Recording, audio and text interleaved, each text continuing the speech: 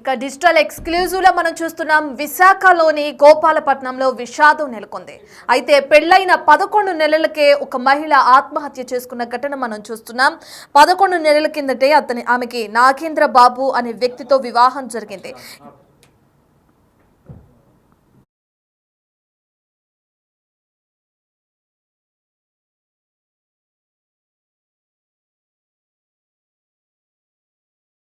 ఇక 11 నెలల కిందటే నాగేంద్ర బాబుని పెళ్లి చేసుకున్న మహిళ అతనితో ఉండలేక వివాహిత ఆత్మహత్య చేసుకున్న ఘటన కూడా మనం చూస్తున్నాం. అయితే దీనికి సంబంధించి పోలీసులు ఇప్పటికే కేసు నమోదు చేసుకుని విచారణ చేపట్టారు. ఇందులో భాగంగా సంచలన విషయాలు వెలుగు చూస్తున్నాయి. ఫోన్ వీడియోలకు బానిసైన నాగేంద్ర బాబు ఆ వీడియోలలో ఏ విధంగా చేస్తున్నారో అదే విధంగా చేయాలని చెప్పి కూడా ఆ మహిళని ఇబ్బందుల పాలు చేసినట్లు కూడా అర్థమవుతుంది. భార్యను వేధింపులకు గురి చేశాడు నాగేంద్ర బాబు. ఇక అది తట్టుకోలేక తీవ్ర మానసిక ఒత్తిడికి గురైన ఆ వివాహిత ఆత్మహత్య చేసుకున్నట్లు కూడా మనం చూస్తున్నాం. అయితే తమ కూతురిని నాగేంద్ర బాబే చంపేశాడని మహిళ తల్లిదండ్రులు అలాగే కుటుంబ సభ్యులు కూడా ఆరోపిస్తున్నారు. దీనికి సంబంధించి వాళ్ళు పోలీస్ స్టేషన్లో కేసు నమోదు కూడా చేశారు. ఇక పోలీసులు కేసు నమోదు చేసుకున్న తర్వాత ఈ కేసును దర్యాప్తు చేస్తున్నారు గోపాలపట్నం పోలీసులు. 11 నెలల క్రితమే పెళ్లైన ఒక మహిళ ఈ విధంగా అనుమానాస్పదంగా మృతి చెందడానికి సంబంధించి విచారణను ముమ్మరం చేశారు పోలీసులు. మనం విజువల్స్ లో కూడా చూస్తున్నాం. గత 11 నెలల క్రితమే వివాహం జరిగిన ఫొటోస్ ను కూడా మనం చూస్తున్నాం. పెద్దలు కుదిర్చిన సంబంధం, ఎంతో ఆనందంగా జరిగిన వివాహం. అయితే ఫోన్ వీడియోలకి బానిసైన ఆ వ్యక్తి వల్ల తన భార్య ఈ విధంగా ఆత్మహత్య చేసుకున్నట్లు కూడా తెరపైకి వస్తుంది. అయితే దీనికి సంబంధించిన పూర్తి డీటెయిల్స్ అందించడానికి మా ప్రతినిధి నాయుడు అందుబాటులో ఉన్నారు. ఒకసారి నాయుడుతో మాట్లాడదాం. రైట్ నాయుడు. విశాఖలో విషాదం చోటు చేసుకుంది. నవవధువైన వసంత అన్న అమ్మాయి అయితే భర్త చంపేశాడంటూ వాళ్ళ తల్లిదండ్రులు కూడా అయితే ఆరోపిస్తుంది. ప్రస్తుతం మనం కేజీహెచ్ దగ్గర ఉన్నాం. అమ్మాయి బాడీ అయితే కేజీహెచ్ దగ్గర ఉన్న ప్రశ్న వాళ్ళ తల్లిదండ్రులు అయితే ఏడుస్తున్న పరిస్థితి. తన భర్తే కాలయముడు అయ్యాడని వీళ్ళు ప్రధానంగా చెప్తున్నారు. అసలు ఏం జరిగిందో వాళ్ళ తండ్రి ఉన్నారు. అసలు ఏమైందండి? పెళ్ళి ఎప్పుడైంది? పెళ్ళి 3వ నెల 6వ తారీఖున అయిందండి. 3వ నెల 6వ తారీఖున అయింది. అమ్మాయి పేరు వసంత, నాగేంద్ర.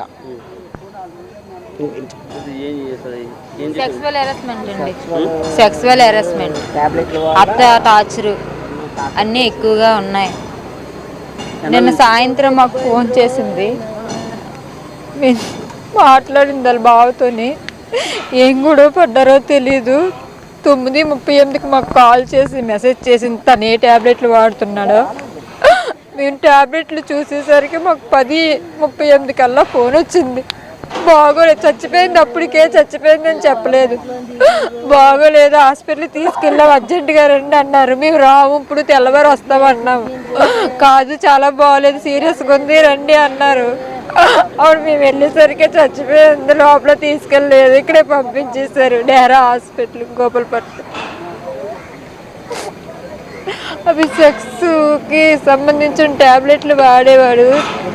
ఆ వాడి దాన్ని సెక్సువల్ హెరాస్మెంట్ చేశాడు బాగా. పెళ్ళి 8 నెలలు 9 నెలలు అవుతుంది. ఎలక్ట్రీషియన్ అని చెప్పారండి. వాళ్ళకి మండపం ఏదో లీజుకి తీసుకున్నారు, అది రన్ చేస్తున్నారు.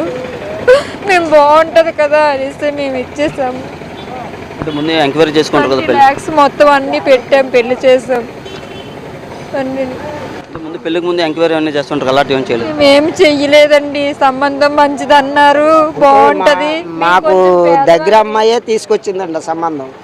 మాకు దగ్గర అమ్మాయే తీసుకురావడంతో ఆవిడేమో ఏం చెప్పిందంటే మంచివాళ్ళు, కుటుంబీకులు చాలా మంచివాళ్ళు, ఉన్నవాళ్ళు, చేయని వాళ్ళు, గవర్నమెంట్ వాళ్ళు అందరూ చాలా మంచివాళ్ళని ఆవిడ చెప్పడంతో మేము మరి ఇంకా మన పిల్ల మనకి సంబంధం తీసుకొచ్చినప్పుడు మనకు తప్పుడుగా చెప్తుంది ఏంటనేసి మనం నిర్ణయం తీసుకున్నాం తప్ప, అంతేగాని మేము తప్పుడుగా ఆవిడ మీద మనం నిర్ణయం తీసుకోలేదు. ఆ తప్పుడుగా నిర్ణయం తీసుకోవడం వల్ల మనం ఎంక్వైరీ చేయకపోవడంలో ఈరోజు ఈ విషాదాన్ని చోటు చేసుకున్నాం. మొదటి నుంచి ఎలాగే జరుగుతుందా? ముందుగా 1 మంత్ వరకు బాగానే ఉన్నారండి.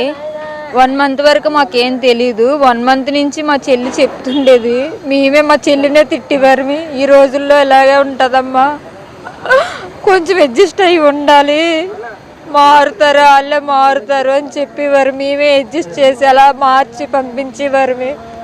అలాగే మొన్న కూడా వచ్చింది, 1 వీక్ ముందే వచ్చింది. నచ్చ చెప్పి పంపించాము.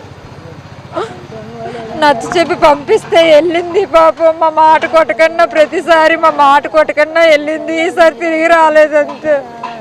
సెవ్వై తిరిగి వచ్చింది.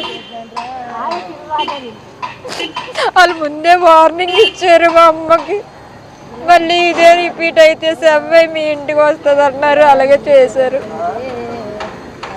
తను మాకు చెప్పేది కానీ మొత్తం డీటెయిల్స్ చెప్పలేదండి. ఇలా అని ఇలాంటి హెరాస్మెంట్ చేస్తున్నాడని చెప్పలేదు.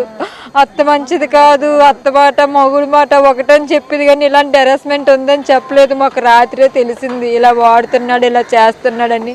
తను మాకు వాట్సాప్లో పెట్టిండి ఆ ట్యాబ్లెట్లు ఎందుకో చూడండి అని. అప్పుడు మేము చెక్ చేసాము అంతే, అంతకు మించి ఇంకేం లేదు.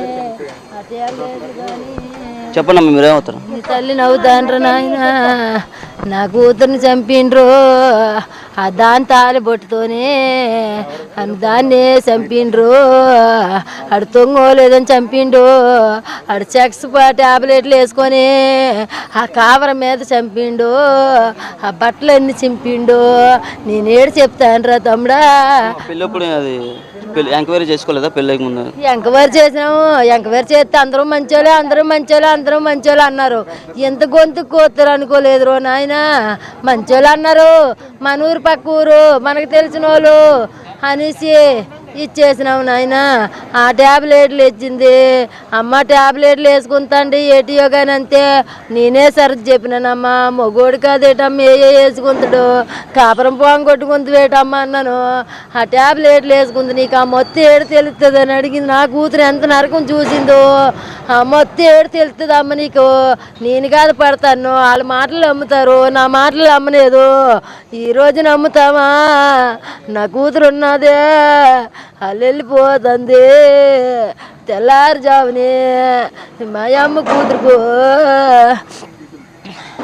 అలాంటి పని చేసినారు. అటు మధ్యాహ్నం 3 గంటలు, రాత్రి 3 గంటలకు ఫోన్ చేసి నీ కూతురు నా కాడ తొంగోలేదు, నా కాడ తొంగోలేదని ఫోన్ చేస్తాడు. నాయన అదే తొంగుంటుంది లేరా చిన్నపిల్ల, చిన్నపిల్ల అదే తొంగుంటుంది లేరా అన్నాము. ఆడెంత పని చేస్తాడు అనుకోలేదు నాయన, ఆడెంత పని చేస్తాడు అనుకోలేదు. అది తొంగపోతే పిల్లలు చంపించుకుంటారా? తొంగపోతే పిల్లలు చంపించుకుంటారేట్రు. ఇంత జరిగిన తర్వాత ఒక్కరు రాలేదండి హాస్పిటల్కి కానీ ఏ స్టేషన్ కానీ. స్టేషన్ దగ్గర ఎక్కడ మేము అంత పోట్లు పడుతుంది. పోలీస్ కంప్లైంట్ ఇచ్చాము. వాళ్ళ ఇంటి దగ్గరికి వెళ్ళి అడిగాము, అంతా చేసాము. వాళ్ళు ఒక్కరికి కూడా ఇంకా తెలియదమ్మా, వాళ్ళు పడుకొని ఉన్నారు, ఇంకా లేగలేదని అనుకుంటాము అని అంటారు. ఇంకా వాళ్ళ ఇంటికి వెళ్ళి మేము ఎంక్వైరీ చేస్తే రాత్రి 2 గంటలకు వెళ్ళారు. ఏంటనేది ఇంటి దగ్గర వాళ్ళకి తెలియదు అంటండి. ఇంటి తెల్లవారు ఇల్లు అడిగితే ఏం చేయవాళ్ళం మేము పేదవాళ్ళం కలిగిన ఎక్కడ సరిపెట్టలేపాను.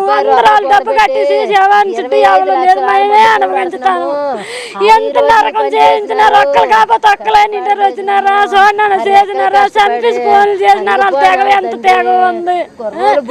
చంపేసి మాకు ఫోన్లు చేసినారు. ఎంత తెగమ్మా చేసినారో పని చూడండి. మరి ఇంకేడు చేస్తాం.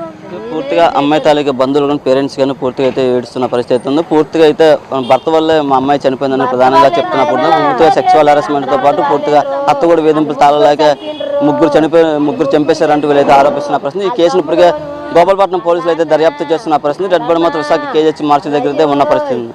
కెమెరా పర్సన్ అజయ్ నాడి బిగ్ టీవీ విశాఖ. రైట్, ఇక మనం గోపాలపట్నంలో ఏ విధంగా అయితే వివాహిత మృతి చెందిందో దానికి సంబంధించిన విజువల్స్ స్క్రీన్ పైన చూస్తున్నాం. ఇప్పటికే కుటుంబ సభ్యులు కన్నీరు మున్నీరు అవుతున్నారు. పెళ్లి చేసి అంటే వివాహం చేసి తన కూతురికి 11 నెలలు మాత్రమే గడుస్తుంది. కొన్ని నెలల గ్యాప్లోనే తమ కూతురు ఈ విధంగా మృతి చెందడం పట్ల కుటుంబ సభ్యులు ఆవేదన వ్యక్తం చేయడం కూడా మనం చూస్తున్నాం.